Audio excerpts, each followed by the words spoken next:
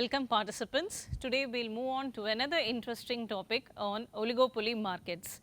I am Dr. Gayatri, faculty, Shastra School of Management, Shastra Deemed University, Tanjavur. Okay, so today we will just see what is an oligopoly market, how pricing is being done in this oligopoly market, what is the quantity that has to be produced, and how do these firms act in a situation wherein there is price rigidity, and to identify the various level of pricing decisions prevailing in the market. You have a lot of price leadership issues here. So, how do these firms identify their prices or output under different conditions to understand the role of product differentiation and market sharing. So, let us look on to how this type of market actually operates in the reality. Okay, last class we were discussing about perfect competition and imperfect structures. So, perfect competition we started with large number of sellers and buyers selling a homogeneous products, and they were all price takers, and there was free entry and exit into the market. And when we came into imperfect competition, it was completely on monopoly form of market competition, wherein you had a single seller selling a single product and who had a major influence on the pricing and not on the output or the demand. So, he had a huge control over the supply of a product.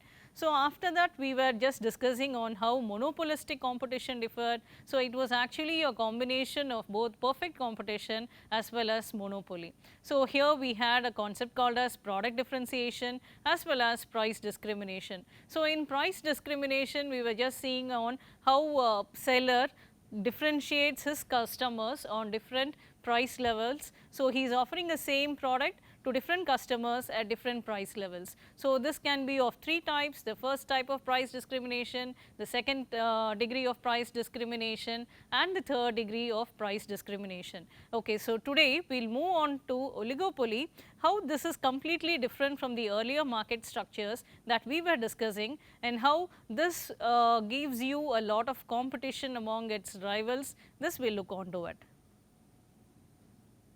So, we will start with the definition of oligopoly. So, Stigier has defined oligopoly is that situation in which the firm bases its market policy in part on the expected behavior of a few close rivals. So, here trying to interpret this definition, we come into an understanding that the rivals or the behavior of the rivals is closely monitored here. So, you just look into what your competitors are doing, what are their strategies, how do they price their products, at what level or the quantity are they deciding to produce. So, you look into actually what your competitors do and then you form your own strategy. So, here it is more or less looking onto what others do and then deciding on what you have to do. So, this is what we can interpret from this particular definition. Okay, let us see another definition.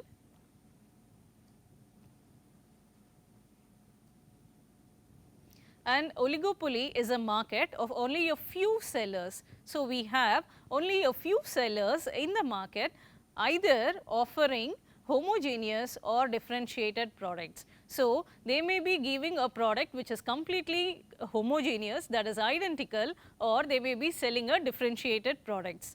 There are so few sellers that they recognize their mutual dependence. So, there is something called as interdependence among the firm. As the number of firms are very small, actually there are a few firms which are selling these products, there exists some sort of understanding or a collaboration between them. That is what we can interpret from this definition by P.C. Dooley. So, taking 2 points from this major definitions, we can understand that by the first definition, we can understand that there is an expected behavior of a few close rivals. That means, you are watching the actions or the strategies followed by your rivals, and you have a product which is being homogeneous or completely differentiated, and the sellers also have mutual dependence, that is they are independent on each other. Okay, let us move on with the third definition to identify some more points. So, an oligopoly is a market situation in which each of a small number of interdependent competing producers influences but does not control the market. So, there is a great level of influence on each other's strategy, and that is what we try to interpret from this definition by Grinolds. So, taking all these clue from these definition, we can understand that a few sellers are selling either a homogeneous product or a differentiated product, and there is heavy competition among these people, and they watch the strategy of the other firms. Okay. So, let us move on to another slide on, we will try to understand what does this word oligopoly means. Oligo is derived from a Greek word oligai, which means few, and pollen means to sell. So, oligopoly means few and sellers. So, there are few sellers in the market. So, these sellers may be a small number of, so these sellers may be small or huge in numbers, or there may be a few sellers selling a similar product. So, in simple words, it is a competition prevailing between sellers. Each one of them are selling either homogeneous or differentiated products. So, here going with the earlier definition and interpreting the same, it is very clear that these people are selling either a homogeneous product or a differentiated product here. So, there can be small number of large firms or a few sellers which are large enough in the market, so that they can have a complete share of what their potential customers require. So, let us go into the characteristics of oligopoly market. So, this is completely different from the earlier market structures that we have already seen. With the earlier structures, we were seeing that there were a large number of buyers and sellers, but here in an oligopoly market, there are a few large firms. So, it is very easy that you can count them, actually maybe let us say 6 to 7 firms operating in the market. So, what can be an example of an oligopolistic firm? So, if we go by example, let us say the steel companies which are producing steel, or it can be the cement manufacturers, the cosmetic manufacturers, or let us say the computer hardwares, or any of these FMCG companies which are there in few numbers. So, there are a few sellers and they are very large in the size, and they control the entire market. So, you have few large firms operating into the market. This is the first characteristics of an oligopoly market. The next feature is on interdependent in decision making. As we had seen in the definition itself, each one closely watches what their rivals do. So, since they are few in number, it is very much obvious that they can actually be interdependent, or they can choose the price levels or the quantity to be produced, or they can share that market. So, they can actually interact with each other. Each of these sellers can actually interact among themselves, and then they can jointly decide on the price and the quantity that can be produced. Coming with the next feature, let us say that there is collusive and non-collusive. So, collusive, you come into an understanding with the sellers on how do you operate in the market, either with profit sharing or quota sharing, or let us say on the price sharing. Non-collusive is you are not going with price competition. Let us say that you are going with other features like it can be on advertising, branding, offering sponsorships, or let us say freebies, anything of that sort. Okay, price competition and non-price competition. So, here more or less it would be the same here. So, when you say pricing competition, it is like only based on the price levels. You are competing with the other rival or the competitor only on the basis of price, whereas in non-price competition, you are competing other than price. So, here it could be on the branding. So, it can be on the level of advertising here, or it could be on the number of discounts or offers being given to the consumers, or enhancing the product quality. So, it could be on any one of these particular feature. So, when you say what is the difference between collusive, non-collusive in particular, but you offer it on your own basis. So, when it is on price competition, so when it is completely, your decisions are completely based on price, you call it as pricing competition. When it is other than price, you call it as non-price competition. Similarly, the firms can also influence the price and the quantity produced. and the products are identical or differentiated products. So, either you can produce an identical product or you can also sell differentiated products. Just like there are many cement manufacturers who sell differentiated brands of cement in the market, or let us say the different varieties of cosmetics available in the market.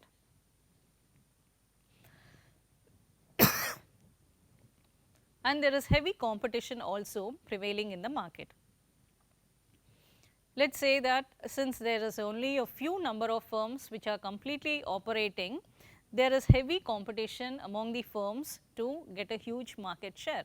So, how do you try to attract your customers? So, that could be either on the pricing, the terms of packaging, or giving offers, or enhancing the quality of a product, or giving some additional features, or it could be any other promotional activity that a firm wants to give to its customer in order to attract the customers to buy a particular product. And the next feature is barriers to entry. So, there are heavy barriers to enter this particular industry in terms of, let us say that, high level of investment. The investment levels to set up a unit itself would be so huge that other firms would not enter it very easily. Sometimes let us say that, for example, let us say we take an example of a car manufacturer, setting up another new plant involves huge cost. So, another industry or another competitor would not easily enter into that particular venture. Similarly, if you are technologically very supreme or unique, or let us say highly knowledgeable, you have done a lot of research, and that particular firm or an industry is superior in terms of technology. So, this is an added advantage which will stop actually the other firms from entering into the market. So, you can actually become a market leader because of technology. There are companies like IBM, Microsoft, Sony, which are technologically superior, so that they always lead the market. The next one could be on patents. Okay, let us say in case you have taken a patented right for a particular product, so that could also form a barrier to enter an industry. So, this could be for an example for competition among firms which produce medicines. So, if a company has taken a patent for a couple number of years, the other company cannot use the same formula, but rather can go out with a different version of that particular medicine. So, let us say that again, if the research is so huge or if it is so unique, then that would automatically form a barrier of entry into a particular market. Now, on the last feature on economies of scale, let us say that if you are able to minimize your cost of production and achieve economies of scale in different versions, like in terms of marketing, or let us say in terms of staffing, or in terms of networking, logistics, any of these things, if you are able to actually achieve economies of scale, then actually there is actually barriers to entry. The other firms may not be so technologically superior either in terms of bringing economies of scale, or in reducing cost, or in having a better investment or technology. So, this automatically forms a barrier into entry of any industry. So, the other feature could be in terms of, let us say, the government policies. The rules and regulations of the government can also hinder the development of a particular industry. So, let us say if the government imposes higher tariffs or taxes on a particular product that either has to be imported or to be exported, this automatically prevents another firm from entering into the industry. So, when you do not have the political stability or the economic stability, firms do not take a risk of entering into such markets. So, this automatically deters other firms from entering into the industry, and this also offers an advantageous position to the firm which is already operating in the industry. The next most important feature is on the strategic decision making, that is in terms of the game theory, in terms of prisoner's dilemma. So, you have lot of strategic decision making let us say theories, and one such is a prisoner's dilemma. So, it is just a guesswork between two prisoners locked up in different cells, and you try to get out the truth from them. So, you just try to understand the reaction under different controlled environments. Okay. So, the same thing can be also applicable to business decision making, in which you try to guess the strategy of the other firm how do they react to a particular plan, or in terms of pricing, or in terms of profit maximization, etc. It is just because like every business or a firm actually operates only for profits, and no firm wants to work or make a loss of it. So, when it is profit maximization, you have to choose a lot of strategies, because business environment is completely dynamic. Each and every day you have a lot of new things coming into the market, and there is a lot of disruption in forms of technology. So, there is also a huge disruption in forms of technological innovation which is happening. New entry into the markets also disrupts the existing company. So, how do you sustain in the market? So, what are the other strategies that you can follow? So, this is only one such example. There are many other models also, like the prisoner's dilemma, wherein you have a guessing game, you have the matrix also, which can be used to completely decide on what would be the reaction of the competitors, like how would you decide the price, and what would be the level of demand, etc. There is one more unique feature here of an oligopoly market, that is on the price leadership model.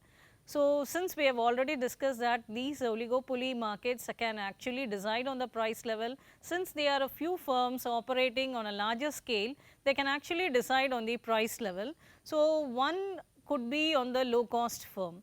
Now, let us say that there would be also small firms who are operating side by side with the larger firms. So, they can also be allowed to make a decision in deciding on the prices, because if a low cost firm decides on the prices, so they will be producing the quantity according to that. So, whether it is a bigger firm or a smaller firm, the idea is profit maximization. So, if a low cost firm fixes a price, it would do it in such a way that even that is profitable. So, according to the quantity produced, they would also be reaping the profits. So, this is one such strategy. The price can be jointly decided by the low cost firm.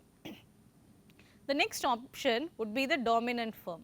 So, let us say that since there are only a few firms operating in this industry, a dominant firm can also take up a decision in setting up the price levels, because when a dominant firm is there in the market, it knows their situation very well, and they can also set a price in such a way that even the low cost firm also gets some profits. So, the price is fixed and you produce your quantity according to that. So, this would be the strategy by the dominant firm, in which it also helps the other small firms operating in that particular industry also to earn profits.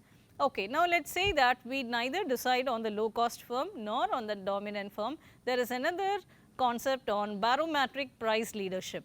So, here in barometric price leadership, this is decided by the let us say a leader in that industry who is there for more than 70 years leading the market. So, let us say some very big industries who are there in the market for 70 to 75 years, the decision by such firms can also be binding on the low cost firms as well as the dominant firms. So, it is upon a mutual agreement or a conclusion between these few firms that a price can be decided.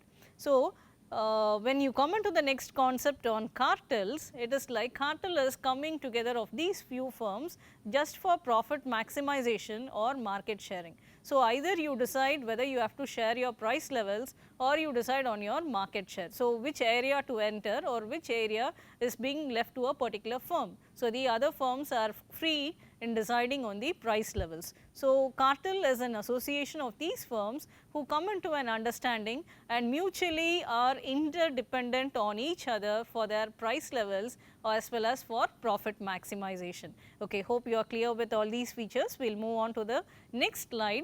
This is on price rigidity and sticky price levels.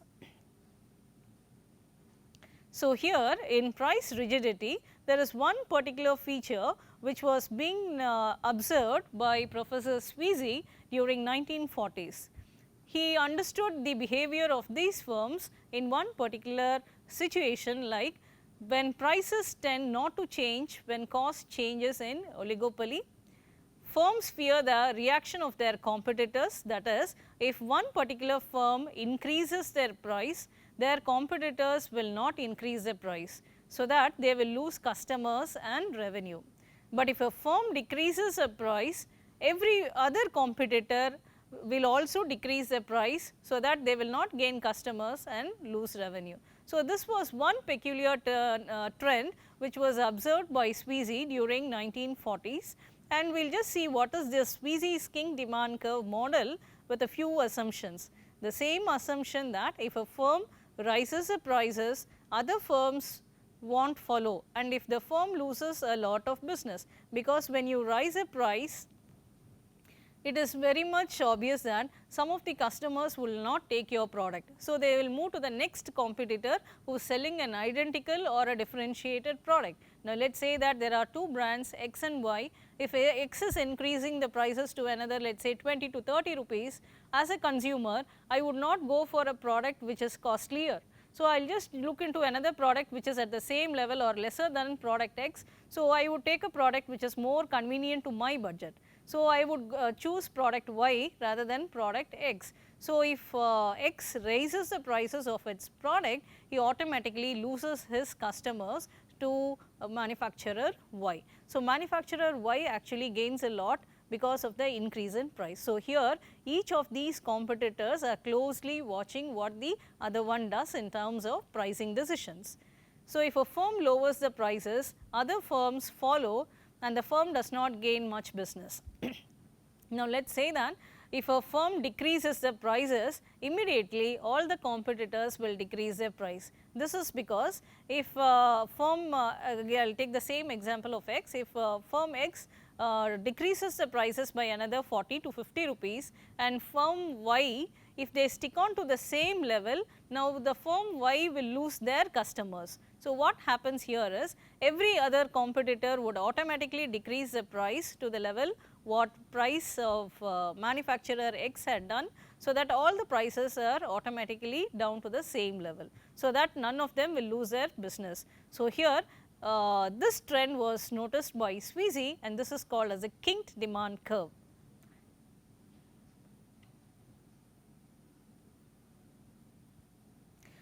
So, demand is fairly unresponsive or inelastic, so price too decreases. So, here I have a drawing of the kink demand curve. On the x axis we have the quantity, and on the y axis I have the price level. So, there is a demand curve which is actually having a bend here. This bend is called as a kink. So, here this portion is the elastic demand area, that is an increase in the price. If I increase the price beyond this, I may lose my customers, and at the same point let us say that if I decrease my price, I can gain a few customers. So, this portion is highly inelastic and this portion is inelastic. So, the best option for me is to price my product at the turning of the bend here. So, that P1 price level, Q1 would be the quantity produced. So, as I have earlier said, any business irrespective of whatever market structure they are following, their main objective is only profit maximization. So, will a firm earn profits in a oligopoly structure? Are they different from the other structures that we have already discussed? Yes, any business, whether it is in the short run or in the long run, they earn profits, and with the next diagram I would explain this very clearly. So, here you have the profit. Formula for profit is total revenue minus total cost, that is TR minus of TC. So, here you know that this portion is completely elastic and this portion is completely inelastic. You have the MC curve which is completely below the demand curve, and you have the average total cost also which is intersecting here, and you have the MR curve. So, the MR curve is here and it takes a bend here. This is what is a kink in terms of marginal revenue, and then you have this MR curve here. So, if you look at these points, the point of intersection of MR curve or the AC or the average total cost, the shaded portion here is profit. So, your average total cost is here, and this shaded area you are going to get profits in the shorter run. So, here any firm for that matter. So, this is the point of the kink which I have told you here. Your revenue is more here and you will be getting let us say profits. So, any firm in an oligopoly market would earn huge profits both in the short run and the long run at here at this particular price level, and at let us say OQ quantity. And as I have discussed earlier, you have three forms of price leadership. So, this price could be actually fixed either by a dominant firm or a low cost firm. Let us say for example, it could be taken up by a dominant firm or it could be by a low cost firm or it could be set up by parametric price leadership.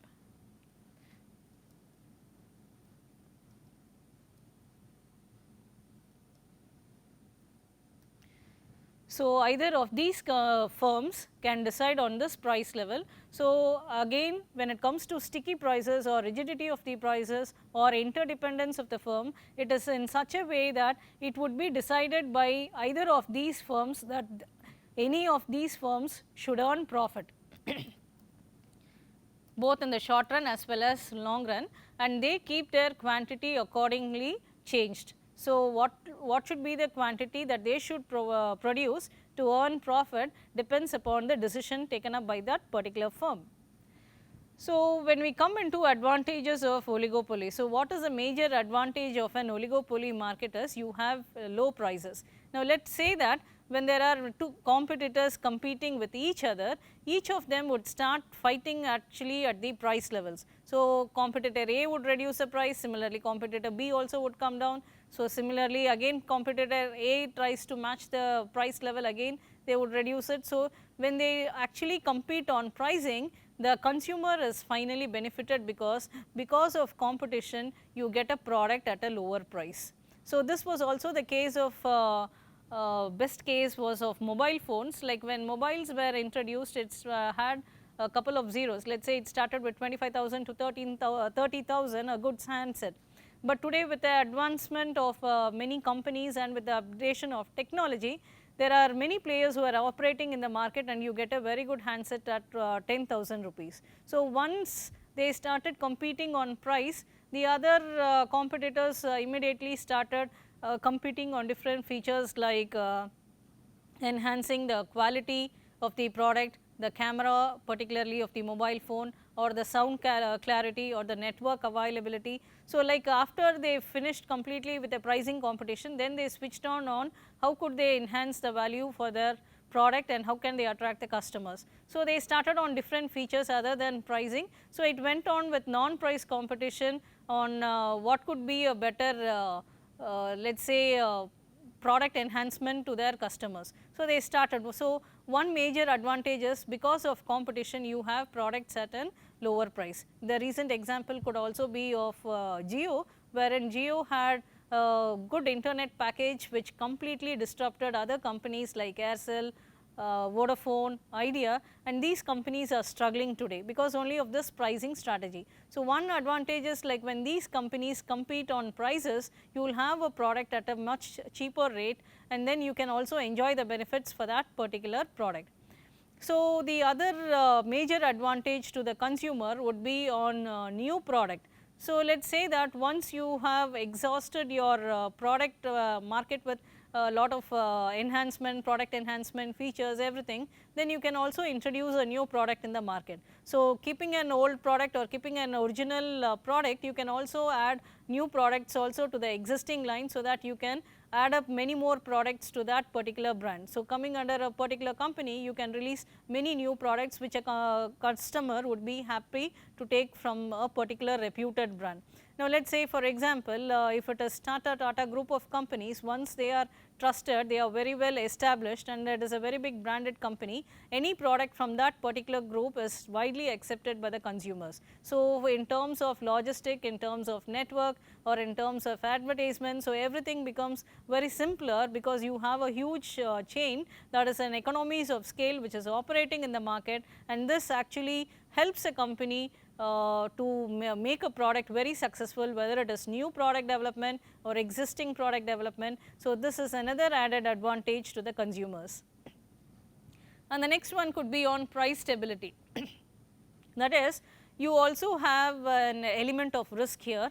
So, you are closely monitor what your other competitors are doing. So, now when each competitor is fighting on the price, your price actually gets decreased only up to a certain point of time. After that, no, they do not decrease their prices, you cannot drop beyond that because you will be actually incurring losses. The company would heavily incur losses. So, after a certain point of time, they would not completely decrease their price, but they would actually fight on different other features. So, here after a point of time, you have some stable prices which are there, in which a consumer can get a product. So, he will also be happy that the price is quite stable, it is not fluctuating. So, you can very happily get a product. You also have a concept of consumer surplus operating here. So, it is a psychological satisfaction that you get when you buy a particular product. So, price stability also helps a consumer to go for that product from that particular company again. So, there is a 100% chances of going for a repeat purchase. Now, let us say for example, now certain strategies followed by a few companies, one or two I would like to quote. Now, let us say that there is a huge competition between Horlicks as well as Complan. So, when there is a huge competition here, Horlicks comes out with, let us say, new enhanced features, or let us say with additionals, and sometimes they give you discounts. Complan on the other hand does not do anything with the pricing, but they actually improve the quality of the product, whereas Horlicks once or twice they give you some freebies or give you some bats or balls free, just like what Boost is doing. So, if I take a product like Horlicks, Complan or Boost, each of these companies look into what their other competitors are pricing. If you look into a pack of 500 grams of these companies or the products which these companies are offering, it is hardly a difference between 20 to 30 rupees on which they price their product. So, how do I try to attract my customers is like Boost, for example, every summer vacation they try to attract the younger kids by just giving a bat or a ball free. Complan never does it, whereas Horlicks maybe sometimes they give you a biscuit or sugar or some other added product free. So, here idea is I have to catch my customers, I have to tap them, I have to bring them back to my market. So, how do I do it? Beyond a certain point I cannot reduce my price, but if I increase my price, as I told that there is lot of sticky price levels which are being operating in the market, my competitors will not do it. So, I will again lose my customers which I have taken out of lot of struggle. So, the best option is give something free during that particular season, and that is one marketing strategy which firm decides on a longer run. So, after discussing the advantages of an oligopoly form of competition, let us also look into the darker side of it. What could be the disadvantages of an oligopoly market?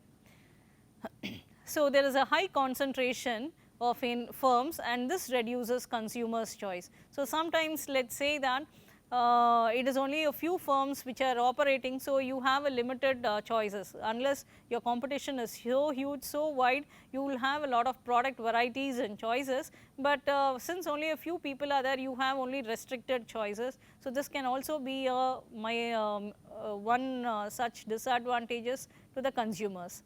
Similarly, cartel-like behavior reduces competition and can lead to higher prices and reduced output.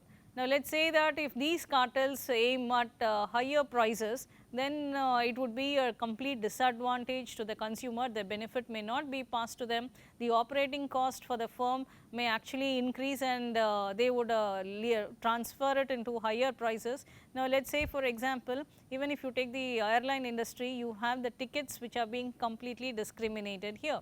So, each airline industry completely differs on their price levels, the time of booking, the availability of seats, the other infra facilities which are available inside the plane. So, all this makes a difference. So, if let us say that if these people have an understanding that yes, they are incurring huge losses, they cannot operate beyond a certain cost, then yes, the consumer has to pay a higher price. But if there is something like cutthroat competition in which you are least bothered about the price what your other competitors are doing, but just you want to gain a market share, then you can slash your prices completely, and then you can catch your other competitors unaware. So, in the short run, yes, it is profitable, but in the long run, even that industry, if it does not work well, it is case for huge losses, just like what it happened to Kingfishers. So, initially they also had a cutthroat competition like this, pricing wars. They reduced the prices of the airline tickets and very profitable in the shorter run, but in the longer run they were not able to make it and then they had to face a lot of other difficulties and external disturbances, and external factors also influence them, and now you have the airlines completely grounded and in debt. So, cartel like behavior cannot help in the longer run, or if the cartels behave in the, let us say, favor of the consumers, to some extent it can sustain in the market, because once you become a monopoly type, or let us say that you have a complete say on deciding the prices, there are chances that customer may not prefer you. So, cartels can sometimes tend to lose consumers also.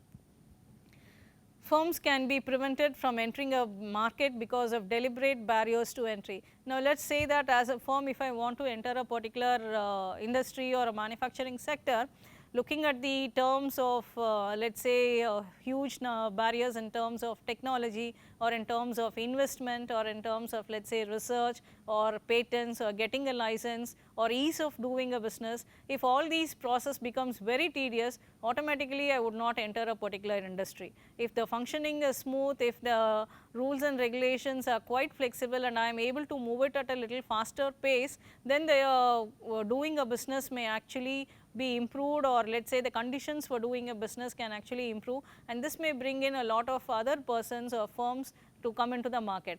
But when situations are not favorable, this automatically deters a manufacturer or a firm or an individual from not entering to the market, because like when you see potential, or when you look into any business, it is again for profits, and when the profits are huge, then you think about entering into the market.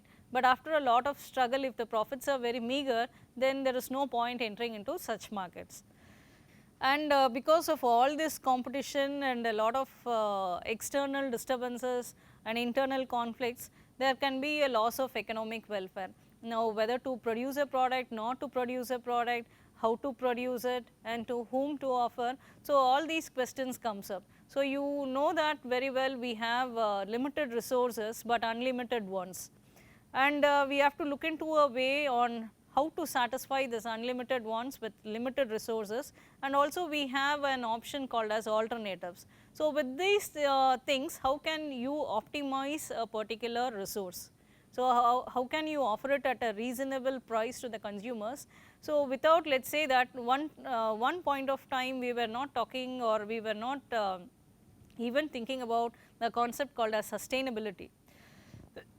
But now, with lot of let us say the environmental pollution, the environmental degradation which has happened, now there is a small and a sudden awakening about all these sustainability issues, and people are just thinking about alternative methods on how to use a particular product, or optimize utilization, or to limit the usage of a particular product. So, this awakening has only come now. So, if let us say that you have to sustain your resources, then what could be the best alternative resources that could be found? So, how are you able to potentially develop a product? Can you recycle it, or can you reuse a particular product? So, how is this done to at the least cost combination? So, this would be one wonderful thing when people think about sustainability issues, or let us say on how to minimize the wastage of resources or minimal utilization of resources.